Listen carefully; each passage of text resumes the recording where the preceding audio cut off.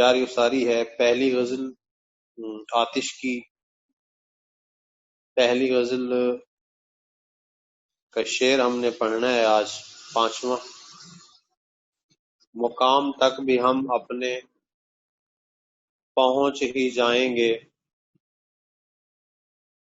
خدا تو دوست ہے، دشمن ہزار راہ میں ہے۔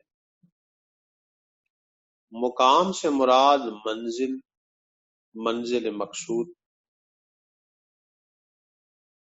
اور یہ مقام سے مراد اخروی منزل بھی ہو سکتی ہے، آخرت کی منزل بھی ہو سکتی ہے۔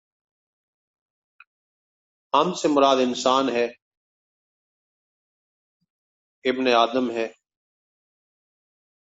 خدا تو دوست ہے، یعنی کہ اللہ کی مدد معاونت ساتھ ہوتی ہے۔ دشمن ہزار، یعنی کہ زمانے کی رکاوٹیں، حوادث زمانہ، مسائل، مشکلات۔ ہزار بطور کافیہ استعمال ہوا، راہ میں ہے بطور ردیف استعمال ہوا ہے۔ اب وضاحت طلب شعر میں ہم نے دیکھا کہ شاعر نے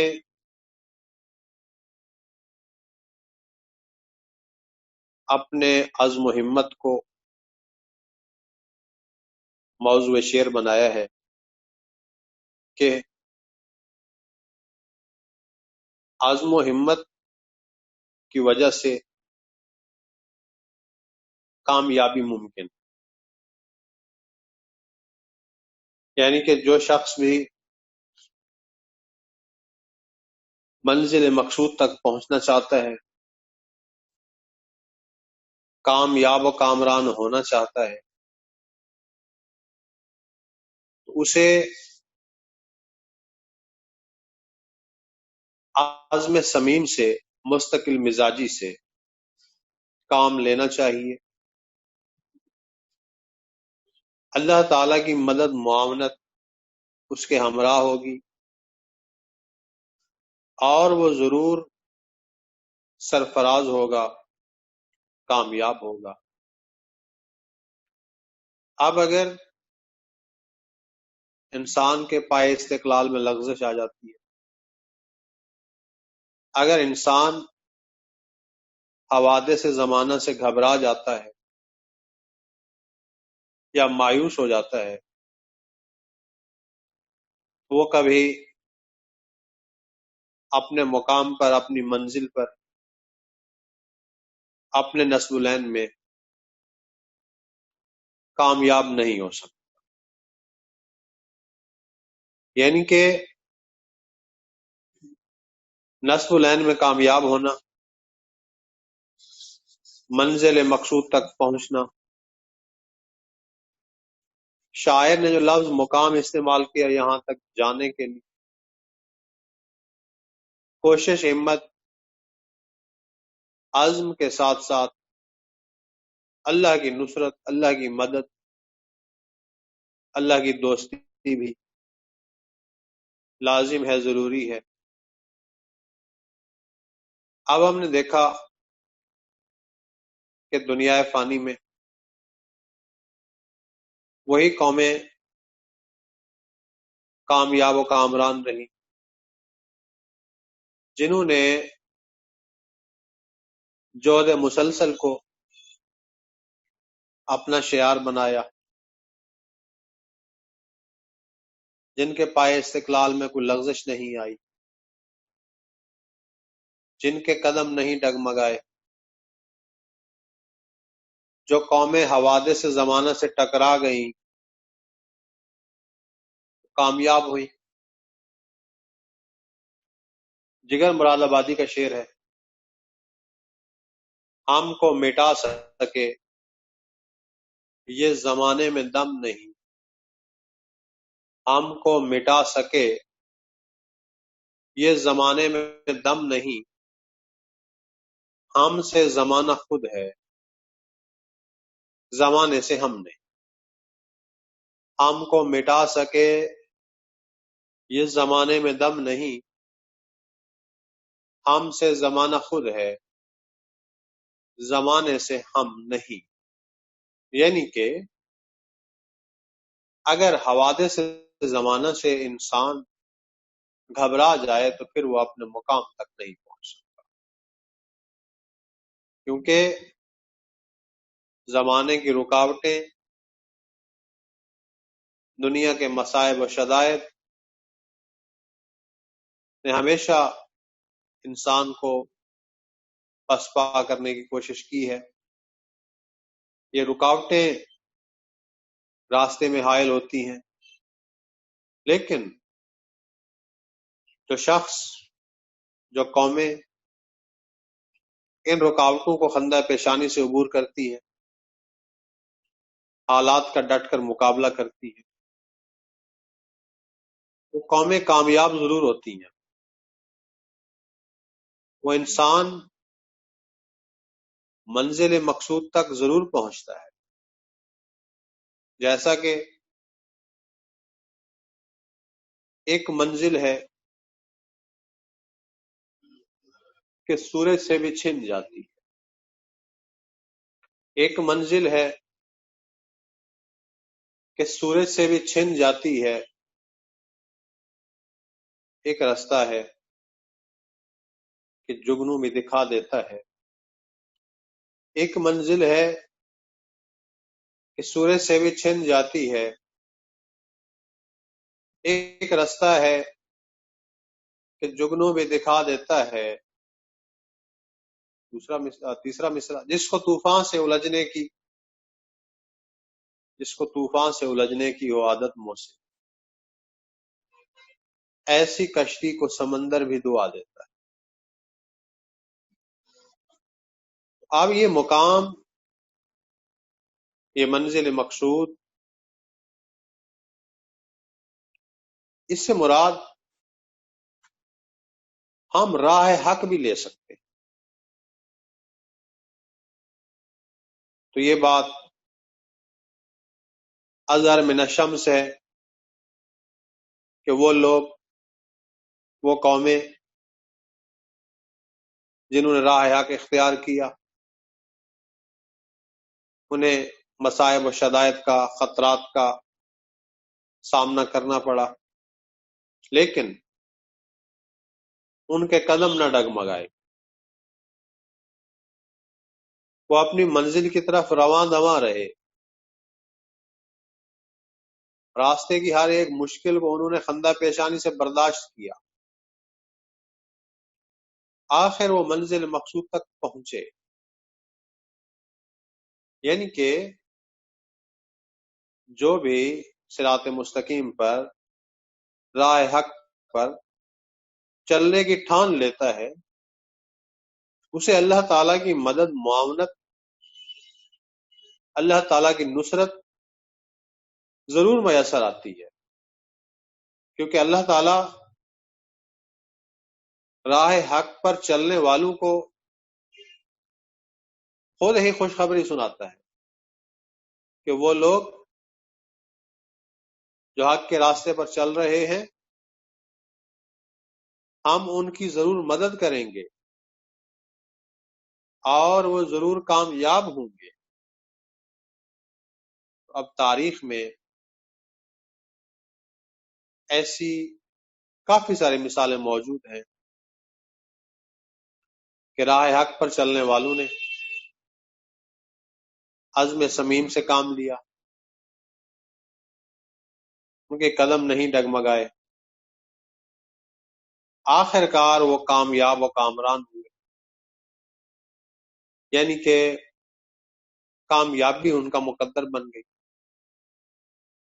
وہی بات ہے، اقبال نے کہا، بڑا ہی زبان زد عام شعر ہے اقبال کا، ارادے جن کے پختہ ہوں، نظر جن کی خدا پر ہو، ارادے جن کے پختہ ہوں، نظر جن کی خدا پر ہو، تلاطم خیز موجوں سے وہ گھبرایا نہیں کرتے۔ ارادے جن کے پختہ ہوں، نظر جن کی خدا پر ہو، تلاطم خیز موجوں سے وہ گھبرایا نہیں کرتے۔ تو مختصراً ہم یہ کہہ سکتے ہیں کہ منزل مقصود تک پہنچنے کے لیے عزم صمیم کے ساتھ ساتھ نصرت خداوندی بھی از حد ضروری ہے، کیونکہ اللہ تعالیٰ کی مدد، معاونت، رہنمائی، اللہ تعالیٰ کی مہربانی، اللہ تعالیٰ کی رحمت ہی سے ہم دنیاوی منازل طے کرتے ہیں، اور اسی طرح سے ہم اخروی مراحل بھی اللہ تعالیٰ کی مدد معاونت سے طے کریں گے، طے کر سکتے ہیں۔ یعنی کہ شیطانی قوتیں انسان کو صراط مستقیم سے بھٹکانے کی کوشش کرتی ہیں، لیکن انسان نہیں بھٹک پاتا۔ تو اب کہا یہ جا سکتا ہے کہ دنیا آخرت میں کامیاب ہونے کے لیے، دنیاوی اور اخروی منزل تک پہنچنے کے لیے عزم و ہمت اور مدد خدا درکار ہوتی ہے۔ حوادث زمانہ راستے میں ضرور پیش آتے ہیں، لیکن پرعزم انسان اپنی جد و جہد کی بدولت اللہ تعالی کے نصرت اور دوستی کی بدولت یہ تمام رکاوٹیں عبور کرتا ہے۔ آگے شعر ہے، غزل کا آخری شعر ہے، تخلص بھی ہے اس میں۔ تھکیں جو پاؤں تو چل سر کے بل، نہ ٹھہر آتش، تخلص ہے یہ، گل مراد کامیابی، منزل میں خار راہ میں ہے، خار کانٹے، خار بطور کافیہ، راہ میں ہے بطور ردی۔ آخری شعر ہے، تخلص ہے۔ قصیدہ یا غزل کا آخری شعر ہو، تخلص ہو، تو وہ شعر مقطع کہلاتا ہے۔ یہ مطلع اور مقطع یہ صرف دو اصناف سخن میں استعمال ہوتا ہے، قصیدہ میں اور غزل میں۔ یعنی کہ غزل کا آخری شعر ہو، دونوں میں شروع میں قافیہ ہو، مقطع کہلائے گا۔ غزل کا، قصیدہ کا آخری شعر ہو، تخلص ہو، مقطع کہلائے گا۔ قصیدہ کا آخری شعر ہو، تخلص ہو، مقطع کہلائے گا۔ ابھی آخری شعر ہے غزل کا، کیونکہ دو اصناف سخن کا میں نے بتایا، قصیدہ غزل، غزل کا آخری شعر ہے اور اس میں تخلص بھی ہے، تو ہم نے اسے مقطع کہا۔ لہذا مقطع کے لیے دو شرائط، کہ قصیدہ یا غزل کا آخری شعر بھی ہو اور تخلص بھی ہو۔ تو اب مقطع میں بھی شاعر نے عزم صمیم کا درس دیا ہے اور بڑا ہی خوبصورت محاورہ استعمال کیا ہے، سر کے بل چلنا، یعنی کہ محنت، مشقت، جہد مسلسل تھکے جو پاؤں تو چل سر کے بل نہ ٹھہر آتش، یعنی کہ زندگی محنت و مشقت ہی سے عبارت ہے۔ اقبال فرماتے ہیں وہی ہے صاحب امروز، وہی ہے صاحب امروز جس نے اپنی ہمت سے، دوسرا مصرع، زمانے کے سمندر سے نکالا گوہر فردا، وہی ہے صاحب امروز جس نے اپنی ہمت سے زمانے کے سمندر سے نکالا گوہر فردا۔ اب اس شعر میں پیغام دیا گیا کہ زندگی محنت و مشقت سے عبارت ہے۔ جو لوگ جہد مسلسل سے کام لیتے ہیں، زمانے کی مشکلات سے گھبراتے نہیں ہیں، زیادہ عمل پر گامزن رہتے ہیں،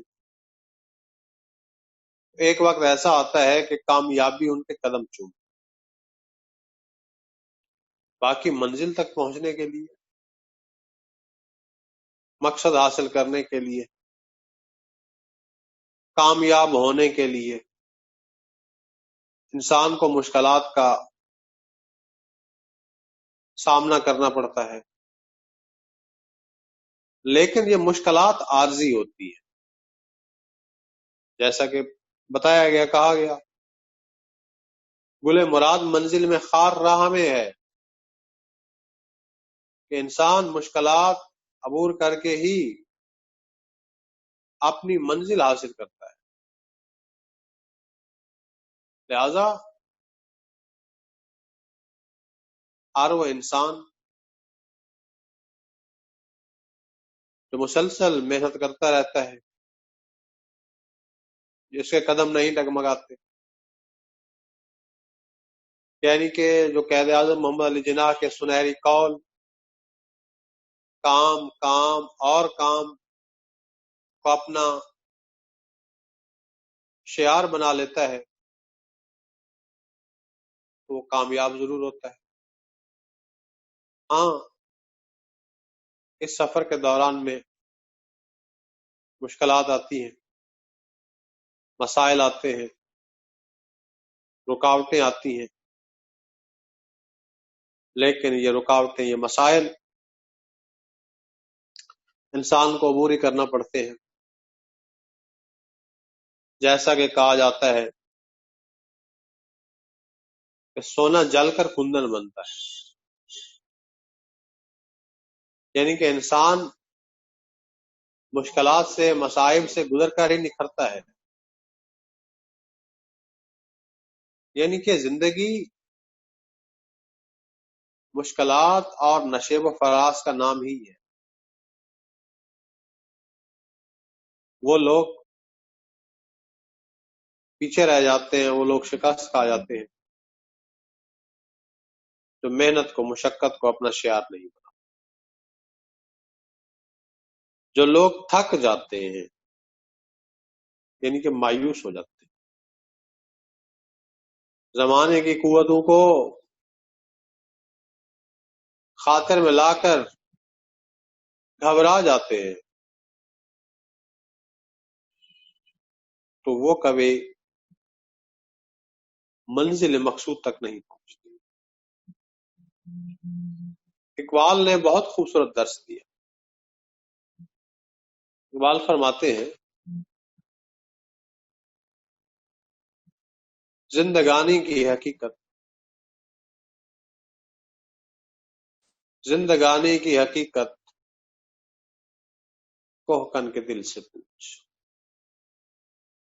زندگانی کی حقیقت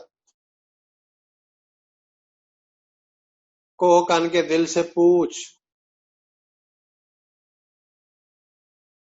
جوئے شیر و تیشا و سنگ گراں ہے زندگی۔ تو مختصراً ہم کہہ سکتے ہیں کہ کامیاب ہونے کے لیے انسان کو قائد اعظم محمد علی جناح کے سنہری قول کام کام اور کام پر عمل پیرا ہونا پڑے گا، تب ہی جا کر انسان اپنا مقصد حیات حاصل کر سکتا ہے۔